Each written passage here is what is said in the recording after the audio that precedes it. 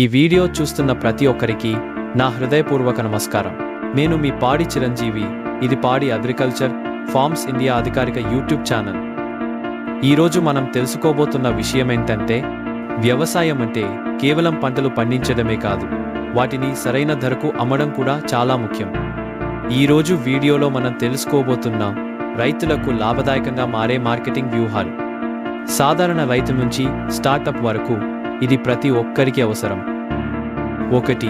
మార్కెట్పై అవగాహన. రైతులు పండించిన పంట ఎక్కడ ఎక్కువ డిమాండ్ ఉందో ముందుగానే తెలుసుకోవాలి. డిజిటల్ ప్లాట్ఫామ్లను వాడాలి. 2. ప్రత్యక్ష విక్రయం. బ్రోకర్ల అవసరం లేకుండా నేరుగా వినియోగదారులకు అమ్మే విధానం. ఉదాహరణ, రైతు బజార్ తన మొబైల్ యాప్ లేదా సోషల్ మీడియా ద్వారా అమ్మకం. రైతు మరియు కస్టమర్ మధ్య నమ్మకాన్ని పెంచుతుంది. 3. Branding, packaging. సాధారణ బియ్యం కన్నా ప్యాకేజ్డ్ బ్రాండ్ బియ్యం ధర ఎక్కువ. పాడి వంటి బ్రాండ్ల తయారీతో రైతు స్వయంగా విలువను పెంచుకోవచ్చు. స్వచ్ఛత, నాణ్యత, పేరు ఇవన్నీ నమ్మకాన్ని పెంచుతాయి. 4. Digital marketing. Facebook, Instagram, WhatsApp, YouTube వేదికలపై రైతు తన ఉత్పత్తులను ప్రాచుర్యం చేసుకోవచ్చు. చిన్న వీడియోలు, కస్టమర్ రివ్యూ సహాయంతో సేల్స్ పెరుగుతాయి.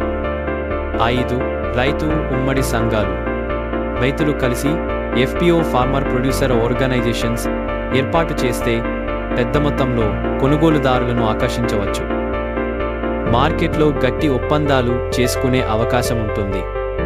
ప్రభుత్వం అందించే స్కీమ్స్, సబ్సిడీలు పొందవచ్చు.